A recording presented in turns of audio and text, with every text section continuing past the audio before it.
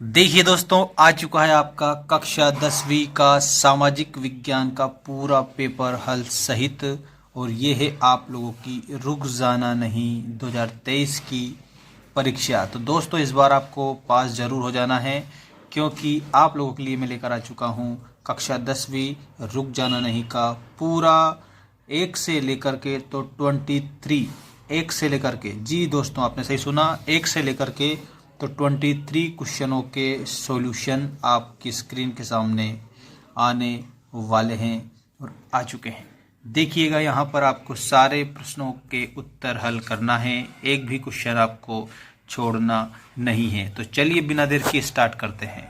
देखिए दोस्तों, आपको पहला जो क्वेश्चन है, पहला क्वेश्चन बताया है सही विकल्प चुनकर लिखिए। वैश्वीकरण के विगत 2 दशकों में द्रुत आगमन देखा गया है। तो यहाँ पर आपको याद रखना है, देश के बीच वस्तुओं, सेवाओं और निवेश का द्रुत आगमन देखा गया है। इसके बाद में आपका अगला जो प्रश्न है उस पर आप ध्यान देंगे, केरल की मृत्यु दर कम होने का कारण क्या है। तो यहाँ पर बेहतर शिक्षा व स्वास्थ्य आप याद रखना। मेटरनिक चांसलर था, तो ये ऑस्ट्रिया का चांसलर था। ठीक है, मेटरनिक ऑस्ट्रिया का चांसलर था। इसके बाद में ऋण लेते समय कर्जदार के लिए कौन सी ऋण शर्त उपयोगी नहीं है, तो उच्च ब्याज दर। इसमें आपका करेक्ट उत्तर होगा उच्च ब्याज दर। ठीक है, नेक्स्ट क्वेश्चन है, मुंबई में मार्च 1919 में कौन सी समिति का गठन किया गया था। तो ये खिलाफत जो समिति है उसका गठन किया गया था। ठीक है, अगला जो प्रश्न है उस पर आप ध्यान देंगे। यहाँ पर सत्ता की साझेदारी सही है क्योंकि, क्योंकि आपको यहाँ पर बताना है कि ये विविधता को अपने में समेट लेती है। ठीक है, ये आपका उत्तर हो जाएगा। अब इसके बाद में आपके और जो क्वेश्चन है वो आप देखिएगा। यहाँ आप लोगों को रिक्त स्थानों की पूर्ति कीजिए वाले प्रश्न देखना है। देखिएगा यहाँ पर रिक्त स्थानों की पूर्ति कीजिए। पहला, जर्मनी के फ्राइड्रिक लिस्ट के प्रोफेसर थे, तो वो अर्थशास्त्र के प्रोफेसर थे। इसके बाद में 1930 में मुस्लिम लीग के अध्यक्ष, तो ये मोहम्मद इकबाल थे, याद रखना आप सभी।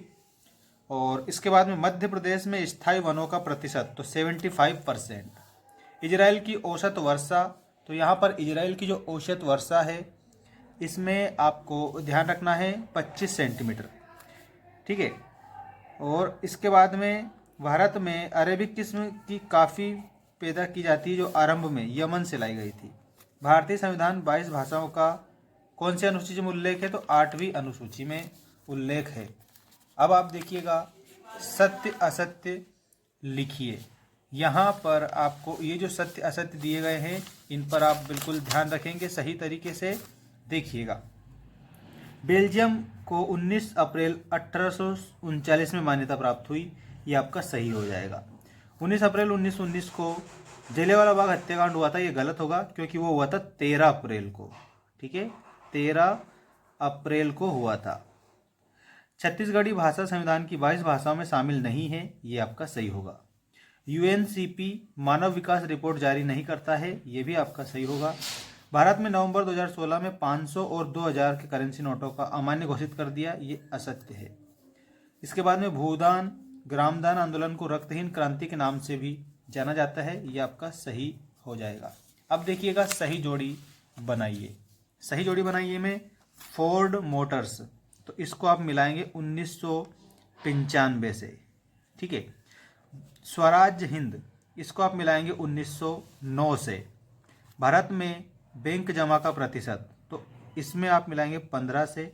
ठीक है, और इसके बाद में स्वयं सहायता समूहों में अधिकतम सदस्य, तो ये 20, अधिकतम सदस्य कितने, 20 हो जाएंगे।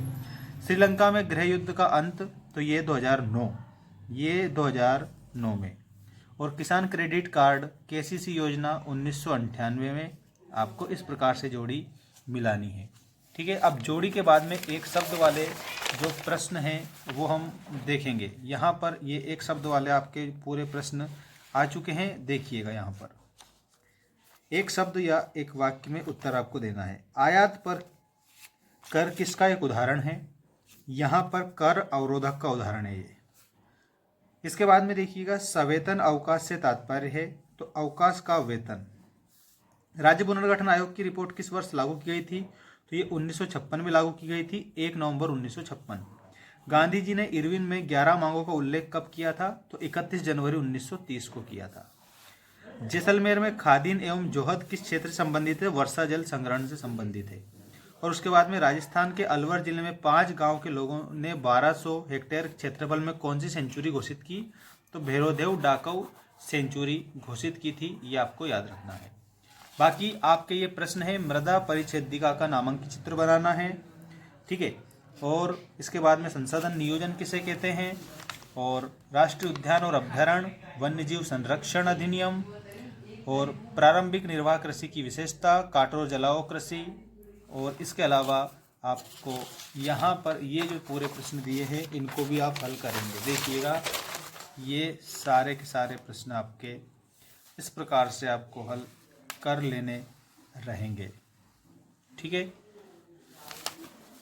और लास्ट वाले जो ये क्वेश्चन दिए हैं इनको आप छोड़कर नहीं आएंगे, एक भी क्वेश्चन को आप नहीं छोड़ेंगे, सारे के सारे क्वेश्चन आप हल करेंगे अच्छी तरह से, ठीक है। और प्रश्न को छोड़कर तो आएंगे ही नहीं, चाहे आप मन से ही क्यों ना लिख कर आए।